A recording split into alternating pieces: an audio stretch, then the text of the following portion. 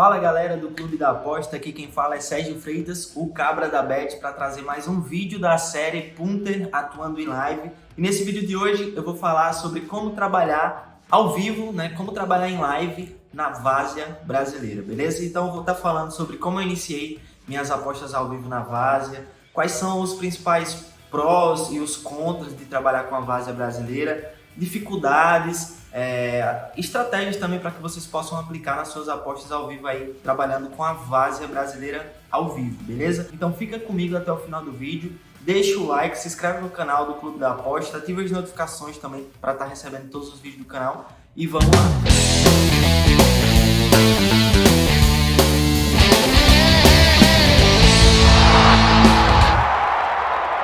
Bom, o primeiro motivo pelo qual eu iniciei minhas apostas ao vivo na Várzea brasileira foi por eu não conhecer muito bem a fundo as equipes que ali estavam, Equipes que participavam da Série D, segundas divisões estaduais, categoria de base, são muitas competições aí na Várzea e eu não conhecia muito bem a fundo, porque eu trabalhava no futebol europeu, eu trabalhava já nas grandes ligas do Brasil, Série A, Libertadores. Então, quando eu entrei nesse universo da Várzea brasileira, que a gente chama Várzea, não são as competições de terrão que acontecem nas favelas ou nos interiores, não.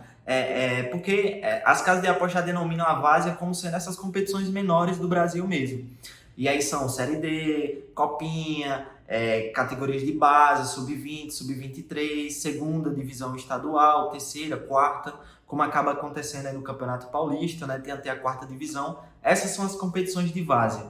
E eu começando a trabalhar ali, eu não tinha tanta informação sobre as equipes, até porque é difícil de extrair, principalmente uma pessoa que está chegando agora nesse universo, Então eu deixei para acompanhar todos os meus jogos em live, para que eu pudesse entender sobre as equipes, para que eu pudesse conhecer os jogadores, para que eu pudesse entender ali sobre o ambiente do clube, sobre o estádio, sobre as condições de cada clube, o potencial desses times. Então isso eu procurei entender tudo no live. O live é muito bom para que você possa conhecer sobre as equipes, Quando você vai trabalhar um campeonato pela primeira vez, quando você vai validar um método, é muito importante você não só analisar as estatísticas, procurar informações, mas como também ver as partidas. Isso é muito importante e eu recomendo todos vocês fazerem também, beleza? Esse foi o primeiro motivo pelo qual eu iniciei ali o meu trabalho no live, trabalhando em Várzea, para conhecer as equipes. O segundo ponto é que em março de 2019 eu passei por uma bad run, uma sequência muito ruim que eu acabei tendo ali nas minhas apostas, e eu fazia naquela época muitas apostas pré-live. Eu fazia algumas apostas em live, mas eram muito poucas, eu somente acompanhava realmente os jogos que eu apostava, e aí eu já sabia que minha taxa de acerto era maior nas minhas apostas em live. Então eu passei a me preocupar um pouco mais com live, passei a fazer muito mais apostas em live para que eu pudesse melhorar meus resultados. Hoje, a média das minhas apostas, como eu já falei para vocês, gira em torno ali de 50% das minhas apostas em live e outros 50% pré-live. Então, muito por conta disso, para que eu pudesse melhorar meus resultados, para que eu pudesse ter uma taxa de acerto melhor e superar aquela bad run que eu acabei passando ali naquela época. Então, se eu superei uma bad run fazendo a aposta ao vivo, não tem por que eu voltar a fazer somente apostas pré-live. Eu passei a fazer os dois formatos de apostas. E aí vamos lá para os prós e os contras das apostas em live, que acaba tendo na Várzea brasileira. Os principais prós é que você acaba tendo um conhecimento melhor sobre as equipes. Como eu já falei para vocês, você acaba tendo uma melhor visão da partida, uma visão mais completa do que pode acontecer naquele jogo, do cenário que está encaminhando aquela partida. Então, é muito mais fácil você identificar isso no live do que pré-live. Esse é um dos principais prós aí de se trabalhar em live na Várzea brasileira. O segundo é que, ao vivo, acaba surgindo muito mais oportunidades no pré-live, porque assim, você vai fazer sua análise, vai fazer sua precificação, você vai definir se aquele jogo tem valor ou não. Se tem valor, você vai fazer sua aposta, é claro. Se não tem, você já deixa de lado. Mas mesmo esse jogo não tendo valor, esse jogo pode surgir uma oportunidade em live. Então eu acabo sempre acompanhando muitos jogos ao vivo, porque pode surgir a oportunidade no HT, no primeiro tempo, pode surgir uma oportunidade no segundo tempo, no mercado de gols, no mercado de handicap, no mercado de escanteios, Depois eu vou falar sobre algumas situações mais específicas, como por exemplo, como trabalhar o mercado de gols no futebol brasileiro, como trabalhar o handicap nos favoritos, como precificar uma partida em live. Vou falar também sobre quando um time favorito começa perdendo, como é que a gente começa, como é que eu trabalho nos handicaps nesse tipo de situação.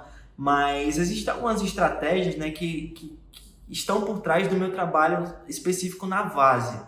E eu vou contar para vocês no final desse vídeo. Vamos lá para os contras, né, de trabalhar com a Várzea brasileira. Os contras são a questão do tempo, né, os pontos negativos é um dos principais, porque nem todo mundo tem tempo de trabalhar ao vivo, né, um jogo demora 2 horas cada partida, e se você tem jogos em horários diferentes, né, você tem que passar praticamente o dia todo aí só acompanhando o jogo.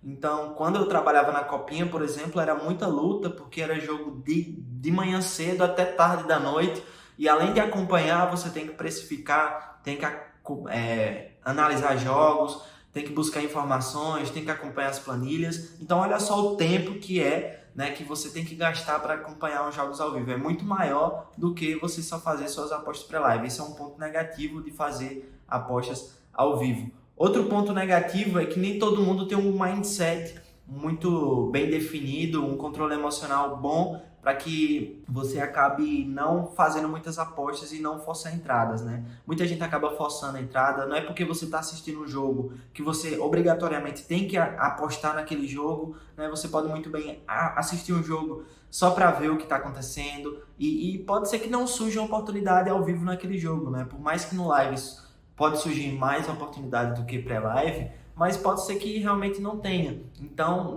você não pode ter um mindset fraco e se obrigar a fazer uma aposta só porque está assistindo um jogo, porque assim você vai acabar forçando muitas entradas e isso não é legal. Outra coisa é que muita gente não tem o feeling também de fazer apostas ao vivo, né? Aquele tempo que você acaba vendo ali, um jogo está propício para gols, e aí, está propício para gols, você consegue, na maioria das vezes, aproveitar as oportunidades, ou você acaba perdendo o tempo ideal de fazer a entrada. Então, muita gente acaba não tendo isso, e você precisa de tempo de tela para poder desenvolver, né? Esse é um contra, e tem gente que é muito melhor na precificação do pré-live, tem gente que é muito bom no live. Então, você precisa se encontrar e ver se você realmente tem isso para que você possa focar e trabalhar nas suas apostas ao vivo, beleza? Mas existem muitas dificuldades também de trabalhar na Várzea brasileira. Por exemplo, uma delas é a questão da transmissão dos jogos. Na maioria dos jogos não existe transmissão, então você tem que acompanhar na maioria das vezes pelo rádio ou somente pelo scout, né? Você tem que enviar um scout para a partida. Eu acabo enviando alguns que trabalham comigo quando eu posso fazer isso, não são todos os jogos, e até porque o Brasil é muito grande, né? E eu tenho um scout somente em algumas regiões do país. Você pode acompanhar o scout do Globoesporte.com também, que acaba cobrindo alguns jogos aí pequenos do Brasil. E também quando existe transmissão, né? Na maioria dos jogos não tem, mas quando tem, o delay é muito alto. Não se compara, é um serviço de stream de um campeonato grande, de uma Liga dos Campeões, de uma Bundesliga, onde o delay é mínimo. Quando você tem uma transmissão ali no campeonato de Várzea, o delay chega até 50 segundos, quase 1 minuto de delay, e você acaba sofrendo muito com isso. Então é preciso saber, né, que existem esses pontos negativos ao trabalhar com a aposta em Várzea no futebol brasileiro. E agora vamos lá para as estratégias, né? Quais são as estratégias que eu aplico? Bom, quando eu vou para um live na Várzea brasileira, eu sempre procuro ter o meu pré-jogo, minha precificação, minha visão da partida. Eu sempre faço uma análise pré-jogo, nunca vou direto para o live. Um jogo que eu não analisei, eu vou simplesmente apostar ao vivo. É bom você ter uma visão pré-definida do que pode acontecer para que você possa realizar suas apostas. Outra coisa que eu fico atento, né, nessa questão do feeling, é que os times criam 3 oportunidades de gols. Isso é um sinal claro de que o jogo está começando a ficar movimentado, está começando a ficar animado.